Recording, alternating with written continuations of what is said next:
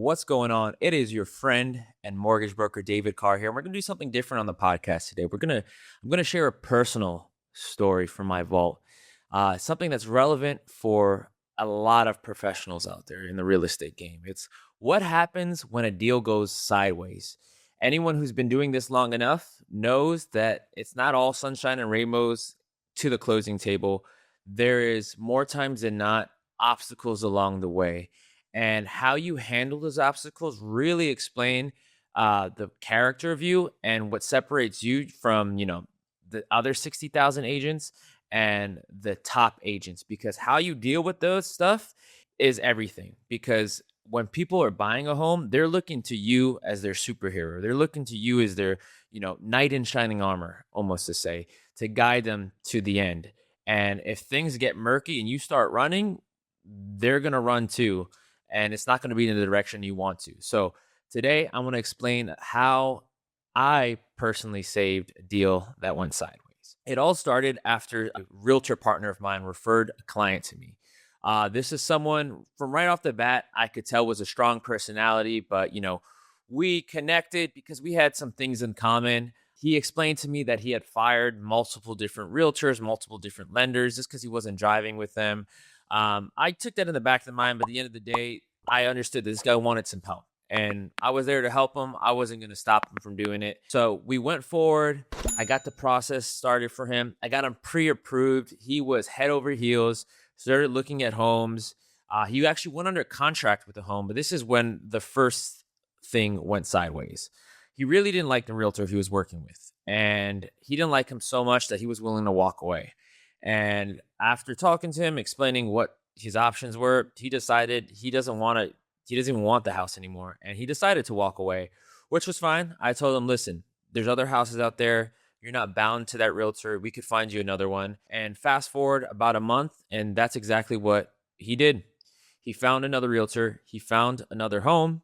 And this time he liked everything about it. He liked the home. He liked everything. So we went forward, went under contract. We set the expectations. Everything was going smoothly. We were clearing things out. Things were going right along as scheduled until the very end. This is when this deal went sideways. He had one more document we needed to submit, and that document turned out to be kind of a problem for him. And it was at that point that, instead of working through it with me, he decided he was going to use threats and he was losing control. This is when I personally draw the line. I feel like everyone has a line that they have to draw at some point, because this person was, threatening my life if this loan doesn't close. And being that I'm someone who's very big into community, I knew that it wasn't just my life he was threatening. It was the teammates, the realtors, everyone involved in this life. And I wasn't going to stand for that. I told him this type of language is not cutting the cheddar. We're not going to make this happen. Anything from now on is going to be in writing, but we're still going to get you the house. He wasn't having it. He blew up my phone. He blew up my corporate line's phone. This is when I was like, okay, to get this done, I need to involve somebody else. So that's when I called my corporate office. We got some of the head honchos involved.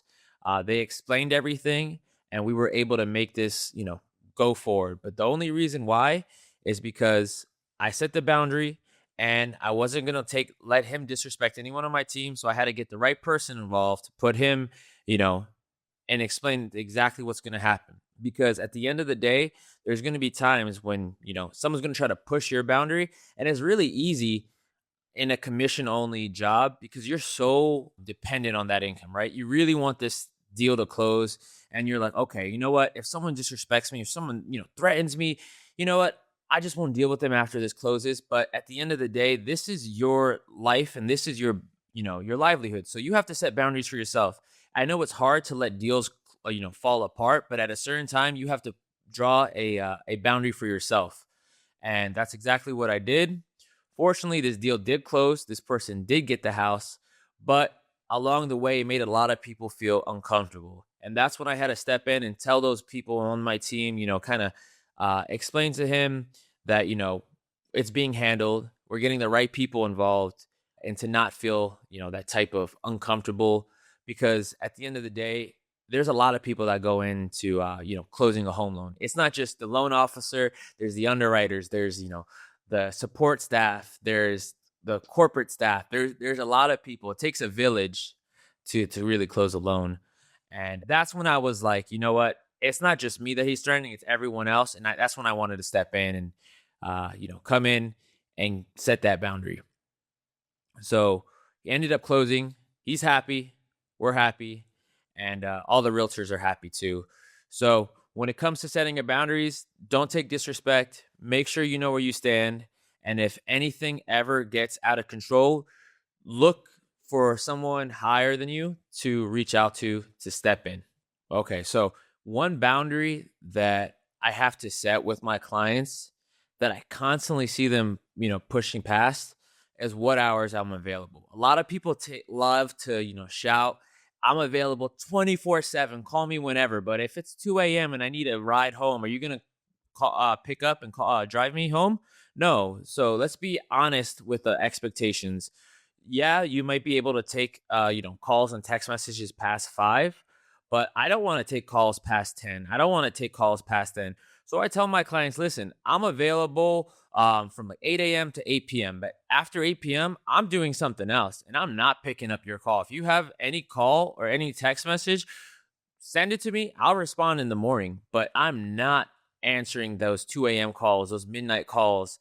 It's just going to burn me out. It's not going to do you any good. Anything that you can ask now could wait in the morning. Lines were definitely crossed, and there was still a mission to get done. Still had to get this person to a home, but the rules of engagement and how this works changed a tad because I can't have people on the team feeling uncomfortable. I can't have, people I'm working with because it's not just me who's closing these loans. There's a lot of support staff. There's a lot of underwriters. So, their care is very important. So to make sure that, everything was being documented and everything was going forward by the way it should, we had to put everything in writing from there on out because, verbal abuse sucks, unfortunately, and it's not going to be the last time, and it won't be the first time that it happens in real estate transactions because people's emotions are really high. But to protect the people who are working on the team, made sure it was all written down. And then sometimes you have to be the one to take that leadership role, right? You do because at the end of the day, being the loan officer on the loan, you're spearheading the loan process from start to finish. People are looking at you to make sure that this gets done correctly and gets done on a timely manner. So you do have to step up and be that leader and put yourself in those uncomfortable roles because this is what the job entails. So in our first story, we talked about what happens when a deal goes sideways because of a client. On this next story, we're going to talk about what happens when a deal goes sideways, but it's no fault of the clients at all. And that's what I want to talk to you guys today about. It's about what happens when an appraisal comes in low. Most of us, I hope, never have to deal with this problem, but at the end of the day, it is one of the realities of real estate. There are people who we can't control, which are appraisers, who come in and appraise a property. It's their job to give their opinion of what the home is worth. Now, their opinion and what the client's buying the home at or what they believe their home at could be a different number. And in this story, the person who appraised this home thought that this client's home was worth $100,000 less than what we originally planned it to be. So that's quite the difference. And as you can imagine, they weren't happy. And they were pretty unhappy because this also meant that their loan wouldn't close and it was no longer eligible. But these are clients that I've worked with in the past. They're great clients. They trust me. They love me. And they put their faith in me. And I don't take faith lightly. So when they told me that they still want to do this and that they want to make it happen, I said, listen, we have a plan. This is what it's going to take.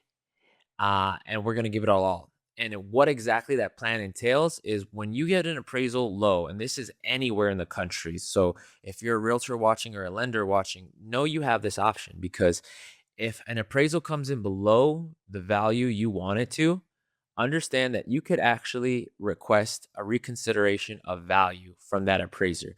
And what that means is that you're telling that appraiser, hey, I read your report. I understand this is your opinion, but there's some things you left out. For example, you didn't, include these comparable homes in your report, or you made an error in your report by saying this home was X amount of square feet when it's really not. So, as you could tell, there's a couple ways you could approach this. So, the clients and I, we got together and we said, okay, we read the report. There's a few houses that this person isn't including in their report. I think if we, send it to the appraiser, we could actually get the value higher. And after a couple minutes of going back and forth, they said, yeah, we trust you. Let's do it. Wrote up that report with the extra homes that weren't included. And we were able to get that value from 740,000 to 800,000. That's a whole $60,000 difference. That means their loan was able to close. That problem was then solved and they were happier than could be. But what happens when something like this comes up? Understand that it's not the end of the world. Sometimes you may just have to move a little money around, or sometimes you have to restructure it. But again, being the professionals you are, you have to understand what are the options. Can you fight the report? Yes. And if you fight and it doesn't change, what happens next? Can you move money around? Can you make something happen? There's always options. It's up to us to understand what those are and to explain them in an easy to understand English way for our clients. What are what are those options usually? Are you willing to share those? Yeah. Yeah. So normally, let's just say this is someone who's purchasing a house, right? If the appraisal comes in low, there's a couple of options. One, they can negotiate with the seller, like, hey, sorry, I wanted to buy your house for X amount of money, but the bank says it's only worth this amount.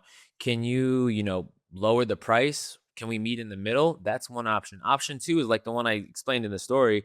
You could, call the appraiser out and say, hey, I think your appraisal report was missing this, this, and that. Can you redo it? And that works sometimes. And then the third one is you could actually just walk away from the home. If you think it's not worth what you're buying it and the bank agrees with that, you normally will have that option as long as that is written in the contract, which most contracts have that clause. You could walk away and, not buy that home. So as we close out this episode, the thing I want you guys to take away is that problems are inevitable. They're going to show up, but it's how you show out and how you rise to the occasion and face those problems. In conclusion, after telling these two stories, it's clear that problems are always going to arise when it comes to real estate. There's always going to be something that comes up, sometimes in the 11th hour, sometimes right in the beginning. But it's not about the problems themselves. It's about how you arise and how you solve the problem. So if you need someone to solve your problems in real estate, give me a call. I'll be happy to help. Let's go.